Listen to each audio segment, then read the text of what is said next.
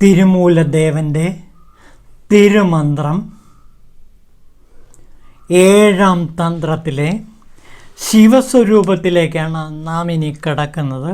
നോക്കൂ, കടൽ ചൂഴ്ന്ന ഭൂമി, നീരുമെങ്ങുമേ വ്യാപരിക്കും വായുവും, കത്തിക്കാളും തീയും ആകാശം താനും, സർവവും ശിവൻ തന്നാലുണ്ടായതാകയാൽ നാം അവിധം ശിവനെ എങ്ങും കണ്ട് കൈവണങ്ങിയിടൂ. എവിടെയും ശിവൻ സാന്നിധ്യം മാത്രമേ ഉള്ളൂ. ഈ പ്രപഞ്ചങ്ങളിലെല്ലാം ശിവസാന്നിധ്യം മാത്രമേ ഉള്ളൂ. എവിടെ തിരിഞ്ഞൊന്ന് നോക്കിയാലും അവിടെല്ലാം ശിവഭഗവാനെ കാണാൻ കഴിയും. കണ്ണുള്ളവർക്ക് കാണാൻ കഴിയും, കാതുള്ളവർക്ക് ശിവധ്വനി കേൾക്കാൻ കഴിയും, ഹൃദയമുള്ളവർക്ക് ശിവഹൃദയത്തെ സാക്ഷാത്കരിക്കാൻ കഴിയും.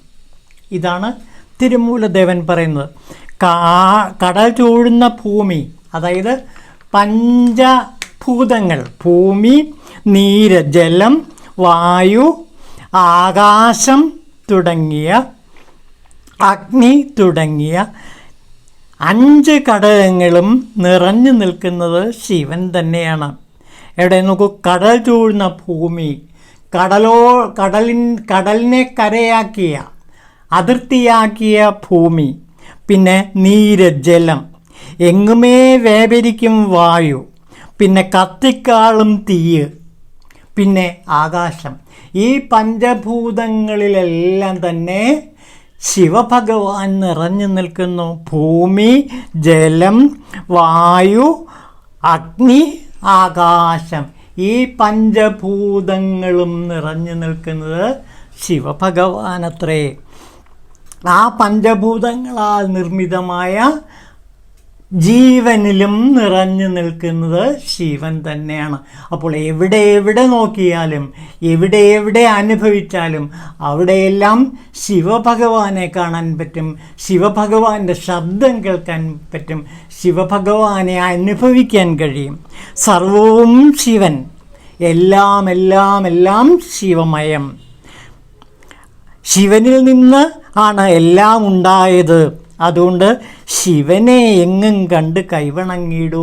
എവിടെയും ശിവനെ തന്നെ കണ്ട് കൈവണങ്ങൂ എന്നാണ് തിരുമൂലദേവൻ പറയുന്നത്. ഈ കാണായ പ്രപഞ്ചങ്ങളെല്ലാം, ഈ കാണായ നാദബ്രഹ്മമെല്ലാം എല്ലാം ശിവൻ തന്നെ. ശിവനല്ലാതെ മറ്റൊന്നുമില്ല. പഞ്ചഭൂതങ്ങളിലും നിറഞ്ഞു നിൽക്കുന്നത് ശിവനാണ്. ഈ ഭൂമിയാകെ നിറഞ്ഞു നിൽക്കുന്നു, ഈ ജലം ആകെ നിറഞ്ഞു നിൽക്കുന്നു, ഈ വായുവാകെ ശിവൻ നിറഞ്ഞു നിൽക്കുന്നു, കത്തിക്കാളും തീയിലും ശിവനുണ്ട്. അതേപോലെ ആകാശത്തിലും ശിവഭഗവാൻ നിറഞ്ഞു നിൽക്കുന്നു. എവിടെയും എന്തിലും ശിവഭഗവാൻ മാത്രം. എല്ലാ ജീവജാലങ്ങളിലും തുടിച്ചു നിൽക്കുന്നതും ഈ ശിവ ആത്മാവത്രേ. അതുകൊണ്ട് എവിടെ എന്തിനെ കണ്ടാലും ശിവനായി കണ്ട് വണങ്ങും. അതാണ് ഇവിടെ പറയുന്നത്. നാം എന്ത് കണ്ടാലും, എന്ത് ദർശിച്ചാലും, എന്ത് കേട്ടാലും അതെല്ലാം ശിവമൊഴിയായി, ശിവ അരുളായി, ശിവഭഗവാൻ തന്നെയായി നമുക്ക് അനുഭവപ്പെടണം. ഈശാവാസ്യം ഇദം സർവം എന്ന അനുഭവം ഉണ്ടാകണം. ഇത് വാക്കുകളിലല്ല, പ്രവൃത്തികളിലും അതേപോലെ സ്വന്തം അനുഭവത്തിലും ഇത് സാക്ഷാത്കരിക്കാൻ കഴിയണം. അപ്പോൾ ശിവസാധനയുടെ ലക്ഷ്യമെന്ന് പറഞ്ഞാൽ എവിടെയും എന്തിലും ശിവനെ തന്നെ കാണാൻ, മംഗളസ്വരൂപനായ ശിവനെ, സ്നേഹസ്വരൂപനായ ശിവനെ കാണാൻ നമുക്ക് കഴിയണം. അതിനു വേണ്ടിയിട്ടാണ് ഈ സാധനകളെല്ലാം തന്നെ. ശിവസാധനകൾ അനുഷ്ഠിക്കുന്ന എന്തിനു വേണ്ടിയാണ്? എവിടെയും എന്തിലും ശിവഭഗവാന്റെ അരുള്, ശിവഭഗവാന്റെ ആ ദർശനം, അത് മാത്രമേ എവിടെയുമുള്ളൂ. ഇതാണ് തിരുമൂലദേവൻ പറയുന്നത്. ഇതാ നോക്കൂ, ഒന്നെന്നു കണ്ട് ഞാനെന്ന ആദിയാമീശനെ നന്നെന്ന് നന്ദി ഞാനും അത്ര കുമ്പിട്ട് നിൽക്കേ, തോറ്റോരൻ ഇന്ദ്രിയങ്ങൾ ആനന്ദം പൊഴിച്ചിടുവിൻ, ആദികർത്താവ് അവർക്കും ആശിസണച്ചുവല്ലോ. അപ്പോൾ ആദികർത്താവായ ശിവൻ എനിക്ക് ആശിസണയ്ക്കുന്നു. എന്നപ്പോൾ നന്ദി ഞാനും തന്ത്ര കുമ്പിട്ട് നിൽക്കേ. ഭഗവാനെ ശിവനെ കുമ്പിട്ട് നിൽക്കുമ്പോൾ ഇങ്ങനെ ഒന്നെന്ന് കണ്ട് ഞാൻ ആദിയാം ഈശ്വരനെ എല്ലാം ഒന്നാണെന്ന് കണ്ട് ആദി ഭഗവാനായ ശിവനെ ഞാൻ കുമ്പിട്ട് നിൽക്കുകയും എൻ്റെ ഇന്ദ്രിയങ്ങളെല്ലാം തന്നെ അതിൻ്റെ ഉത്ഭവസ്ഥാനത്തിലേക്ക് മടങ്ങി. ഇന്ദ്രിയങ്ങൾ അതിൻ്റെ ബാഹ്യ വ്യാപാരം വിട്ട് അത് ആന്തർമുഖമായി അത് അതിൻ്റെ സ്വസ്ഥാനത്തേക്ക് മടങ്ങി. അതായത് ആത്മാവിലേക്ക്, ശിവനിലേക്ക് ഈ ഇന്ദ്രിയങ്ങളെല്ലാം മടങ്ങി. അതാണ് പറയുന്നത് പഞ്ചേന്ദ്രിയങ്ങൾ, പഞ്ചഭൂതങ്ങളുടെ പ്രതീകങ്ങളായി പഞ്ചേന്ദ്രിയങ്ങൾ എല്ലാം തന്നെ അതിൻ്റെ ആദിരൂപമായ ശിവനിലേക്ക്, അതിൻ്റെ ഉത്ഭവസ്ഥാനത്തേക്ക് മടങ്ങി ചെന്നു. അങ്ങനെ എല്ലാ പഞ്ചേന്ദ്രിയങ്ങളും അതിൻ്റെ ഉത്ഭവസ്ഥാനത്തേക്ക്, ആത്മാവിലേക്ക്, ശിവാത്മാവിലേക്ക് എത്തിച്ചേർന്നപ്പോൾ എവിടെയും ഞാൻ ശിവാനന്ദം പൊഴിച്ച് നിൽക്കുന്നതായി കണ്ടു. അതവിടെയാണ് പ്രത്യേകത. എവിടെയും ശിവാനന്ദം മാത്രം എനിക്ക് അനുഭവിക്കാൻ കഴിയുന്നു. ഞാൻ ശിവാനന്ദത്താൽ നൃത്തം ചെയ്യുന്നു. ആദികർത്താവ് അവർക്കും ആശിസണച്ചല്ലോ. ആ സമയം ശിവഭഗവാൻ എന്നെ അനുഗ്രഹിക്കാൻ ഇതാ മുന്നിൽ വന്ന് നിൽക്കുന്നു എന്നാണ് തിരുമൂലദേവൻ പറയുന്നത്. അപ്പോൾ പഞ്ചേന്ദ്രിയങ്ങൾ അതിൻ്റെ ഉത്ഭവസ്ഥാനത്തേക്ക് മടങ്ങി. ഇത് ഒരു മടക്ക യാത്രയാണ്. അതായത് പഞ്ചേന്ദ്രിയങ്ങൾ, നമ്മുടെ ഇപ്പോഴത്തെ പഞ്ചേന്ദ്രിയങ്ങൾ എങ്ങനെയുള്ളതാണ്? ബാഹ്യ വിഷയങ്ങളിൽ മുങ്ങി അഭിരമിക്കുകയാണ്. ബാഹ്യ വിഷയങ്ങളിൽ, ബാഹ്യ കാഴ്ചകളിൽ, ബാഹ്യ അനുഭവങ്ങളിൽ, ബാഹ്യ അനുഭൂതികളിൽ മുങ്ങി പഞ്ചേന്ദ്രിയങ്ങൾ ബാഹ്യ തലങ്ങളിലേക്ക് ഓടിക്കയറിക്കൊണ്ടിരിക്കുകയാണ്. അങ്ങനെ ഓടിക്കൊണ്ടിരിക്കുന്ന പഞ്ചേന്ദ്രിയങ്ങളെ അന്തർമുഖമാക്കി ഈ പഞ്ചേന്ദ്രിയങ്ങളെല്ലാം അതിൻ്റെ ആത്മാവായ ശിവാത്മാവിൽ ഒടുങ്ങുന്നു, ശിവാത്മാവിൽ ലയിക്കുന്നു. അപ്പോൾ ഭഗവാൻ എന്നിൽ എന്ത് പൊഴിക്കുന്നു? ആനന്ദം പൊഴിക്കുന്നു, ശിവാനന്ദം പൊഴിക്കുന്നു. അങ്ങനെ ശിവാനന്ദം പൊഴിച്ചു നിൽക്കുന്ന എന്നെ ഭഗവാൻ ഇതാ അനുഗ്രഹിക്കാനായിട്ട് മുന്നിൽ വന്നു നിൽക്കുന്നു എന്നാണ് തിരുമൂലദേവൻ ഇവിടെ പറയുന്നത്. അതാണ് ശിവസ്വരൂപത്തെക്കുറിച്ചിട്ട് പറയുന്നത്. ഇതാണ് ശിവതത്വം. നമുക്കത് നോക്കാം. ശിവതത്വത്തിലേക്ക് കിടക്കാം. ശിവപുരാണം എന്ന് പറഞ്ഞിട്ടൊരു കൃതിയുണ്ട്. ആ ശിവപുരാണത്തിൽ ഒരധ്യായം തന്നെ ശിവ തത്വജ്ഞാനത്തിന് ഉപയോഗിച്ചിരിക്കുന്നു.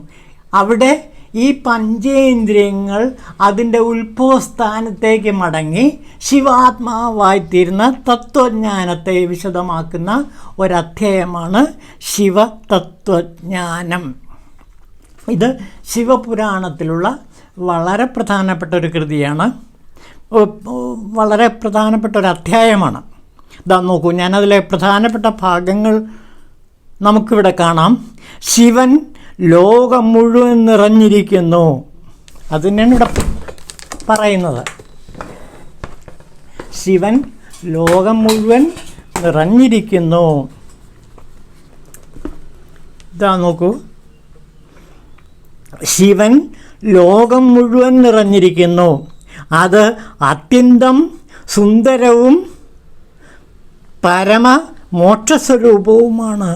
ബ്രഹ്മാവ് മുതൽ തൃണം വരെ ഈ ലോകത്തിൽ കാണുന്ന സകലതും ശിവമയമാണ്. മഹാദേവന് ഇച്ഛയുണ്ടാകുമ്പോൾ ഈ ലോകത്തെ സൃഷ്ടിക്കുന്നു. അദ്ദേഹം എല്ലാം അറിയുന്നു, പക്ഷേ അദ്ദേഹത്തെ ആരും അറിയുന്നില്ല. ശിവൻ ഈ ലോകത്തെ സൃഷ്ടിച്ചു, എന്നിട്ട് സ്വയം അതിൻ്റെ ഉള്ളിൽ കടന്നിട്ടും ഇതിൽ നിന്നും അകന്നിരിക്കുന്നു. അദ്ദേഹം സച്ചിദാനന്ദ സ്വരൂപനാണ്. ശിവനിൽ നിന്ന് ഭിന്നമായ എന്തെങ്കിലും ദ്വൈത വസ്തുവിന് നിലനിൽപ്പില്ല. ജീവൻ പരമാത്മാവായ ശിവനെ തന്നെ പരമാത്മാവായ ശിവൻ്റെ തന്നെ അംശമാണ്. എന്നാൽ അജ്ഞാനത്താൽ അവശരായി തന്നെ ശിവനിൽ നിന്ന് ഭിന്നമായി അറിയുന്നു. അജ്ഞാനത്താൽ അവശരായി കഴിയുന്നവർ ശിവനിൽ നിന്ന് ഭിന്നനാണ് എന്ന് തോന്നുന്നു. ശിവൻ സർവ്വവ്യാപിയാണ്. അദ്ദേഹം ജഡവും ചേതനവുമാണ്. സകലരുടെയും ഈശ്വരനായിട്ടും സ്വയം സകലർക്കും മംഗളം ചെയ്യുന്നു. വേദാന്ത മാർഗത്തെ ആശ്രയിച്ച് അദ്ദേഹം സാക്ഷാത്കരിക്കുന്നതിന് സാധന ചെയ്യുന്ന വിദ്വാൻ സാക്ഷാത്കാര രൂപഫലം നിശ്ചയമായും പ്രാപിക്കുന്നു. ഭക്തി മുതലായ അനുഷ്ഠാനങ്ങൾ ചെയ്യുന്ന ബുദ്ധിമാന്മാർ നിശ്ചയമായും ശിവൻ്റെ ദർശനം നേടുന്നതിൽ വിജയിക്കുന്നു. എല്ലായിടത്തും ശിവൻ മാത്രമാണ്, മറ്റൊരു വസ്തുവുമില്ല. ആ ശിവൻ പ്രമത്താൽ തന്നെയാണ് എപ്പോഴും നാനാരൂപത്തിൽ പ്രകടമാകുന്നത്. സമുദ്രം, മണ്ണ്, സ്വർണം ഇവ ഉപാധിഭേദത്താൽ നാനാത്വം പ്രാപിക്കുന്നത് പോലെ ഭഗവാൻ ശങ്കരനും ഉപാധികളിൽ തന്നെയാണ് പല രൂപങ്ങളിൽ പ്രകാശിക്കുന്നത്. കാര്യത്തിലും കാരണത്തിലും യഥാർത്ഥത്തിൽ വ്യത്യാസമില്ല. ആകാശം സർവ്വവ്യാപിയായിട്ടും സ്പർശനം മുതലായ ബന്ധങ്ങളിൽ വരുന്നില്ല. അതേപോലെ വ്യാപകയുക്തനാവുകയാൽ ശിവൻ്റെ അംശം ജീവനെന്ന് പറയപ്പെടുന്നു. നിർലിപ്തനാകയാൽ ശിവൻ മഹാനാണ്. ഒരേയൊരു സ്വർണം, വെള്ളി മുതലായ കിട്ടിക്കഴിയുമ്പോൾ വില കുറഞ്ഞതായി ഭവിക്കുന്നു. അതുപോലെ അഹങ്കാരയുക്തനായ ജീവൻ സ്വന്തം മഹത്വം കളഞ്ഞു കുളിക്കുന്നു. ആദ്യം സദ്ഗുരുവിനെ പ്രാപിച്ച് ഭക്തിഭാവത്തോടുകൂടി ശിവബുദ്ധിയോട് അദ്ദേഹത്തെ പൂജിക്കുകയും സ്മരിക്കുകയും ചെയ്യണം. ഗുരുവിൽ ശിവബുദ്ധി ഉണ്ടാകുന്നതോടെ പാപം മുതലായ സകല മലങ്ങളും ശരീരത്തിൽ നിന്ന് വെളിയിൽ പോകുന്നു. ആ അവസരത്തിൽ അഹങ്കാരയുക്തമായ നിർമ്മല ബുദ്ധിയുള്ള ജീവൻ ഭഗവാൻ ശങ്കരൻ്റെ പ്രസാദത്താൽ വീണ്ടും ശിവരൂപനായി ഭവിക്കുന്നു. അതോടെ അവൻ ജീവൻ മുക്തനാകുന്നു. ദേഹാഭിമാനമില്ലാത്തവൻ ജ്ഞാനിയായി മാറുന്നു. വിലയേറിയ വസ്തു ലഭിച്ചിട്ടും സന്തോഷം കൊണ്ട് മതിമറക്കാത്തവൻ, ദുഷ്ടവസ്തു ലഭിച്ചാൽ കോപമോ സങ്കടമോ ഉണ്ടാവാത്തവൻ, സുഖ ദുഃഖാദി ദ്വന്ദ്ങ്ങളെ തുല്യമായി കരുതുന്നവൻ, ഇവനാണ് ജ്ഞാനി. നാസ്തികനും ശ്രദ്ധയില്ലാത്തവനും ഷടനും ഭഗവാൻ ശിവനിൽ ഭക്തിയില്ലാത്തവനും ഇക്കാര്യം കേൾക്കാൻ താല്പര്യമില്ലാത്തവനുമായ വ്യക്തിയോട് ഈ ശിവതത്വജ്ഞാനം പറയരുത് എന്ന് പറയുകയാണ്. അതായത് ശിവജ്ഞാനത്തിൽ താല്പര്യമുള്ളവർ മാത്രമേ ഈ ശിവതത്വജ്ഞാനം കേൾക്കാവൂ. അപ്പോൾ ശിവതത്വജ്ഞാനം കേൾക്കുമ്പോൾ ഉണ്ടാകുന്ന അനുഭൂതി എന്താണ്? ശിവനിൽ എപ്പോഴും പരമപ്രേമം ഉണ്ടാകുന്നു. അൻപേ ശിവം എന്ന ആ വാക്കിനെ സാക്ഷാത്കരിക്കാൻ കഴിയുന്നു. മാത്രമല്ല എല്ലാം ശിവനായി കാണുമ്പോൾ ആ സാധകൻ്റെ ഹൃദയം ആനന്ദം കൊണ്ട് ശിവാനന്ദ നൃത്തത്തിൽ മുഴുകിയിരിക്കുന്നു. അപ്പോൾ ഇവിടെ പറയുന്നത് സാധകന് ലഭിക്കുന്ന ഏറ്റവും പരമപ്രയോജനം എന്ന് പറയുന്നത് ശിവാനന്ദമാണ്. മറക്കരുത്, ഈ സാധനയിലൂടെ ശിവതത്വജ്ഞാനത്തിലൂടെ സാധകന് ലഭിക്കുന്നത് ശിവാനന്ദമാണ്. ആ ആനന്ദത്തിന് തുല്യമായി മറ്റൊരാനന്ദമില്ല, ശിവാനന്ദം മാത്രമേ ഉള്ളൂ. ആ ശിവാനന്ദാനുഭൂതി നുകർന്ന പലരും നമ്മുടെ ഈ കാലഘട്ടത്തിൽ തന്നെ ജീവിച്ചിരിപ്പുണ്ടായിരുന്നു, ഇപ്പോഴും ജീവിച്ചിരിപ്പുണ്ട്.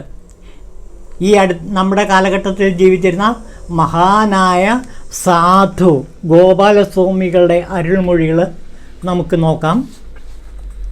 ഈ ശിവാനന്ദ ലഹരിയിൽ ലയിച്ചു നിന്ന ഒരു മഹാനുഭാവനായിരുന്നു സാധു ഗോപാലസ്വാമി.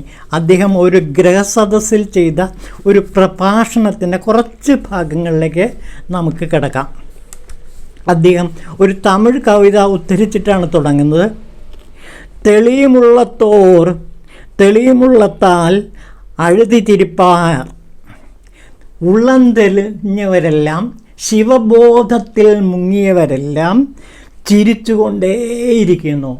അപ്പോൾ പുഞ്ചിരി നമ്മുടെ മുഖത്തുണ്ടാകണമെങ്കിൽ ശിവ അരുളുണ്ടാകണം, മനസ്സ് തെളിയണം, ശിവനിൽ തെളിയണം. തെളിയുമുള്ളത്താൽ മനസ്സ് തെളിയുമ്പോൾ, ശിവബോധം കൊണ്ട് നിറയുമ്പോൾ അയാളിൽ ശിവാനന്ദം നിറയും. എന്നിട്ട് സാധു ഗോപാലസ്വാമികൾ പറയാണ്, ശിവൻ ആനന്ദ സ്വരൂപൻ. ആ ആനന്ദ സ്വരൂപത്തെ തന്നെയാണ് ആസ്വദിച്ചാൽ, ആ ആനന്ദ സ്വരൂപത്തെ തന്നെ താൻ അർപ്പിക്കപ്പെട്ടാൽ തനിക്ക് ആനന്ദമല്ലാതെ മറ്റ് യാതൊന്നും ഉണ്ടാകുന്നതല്ല. ആനന്ദം കൈവന്നാൽ ആത്യന്തിക ശോകനാശവും കൈവരും.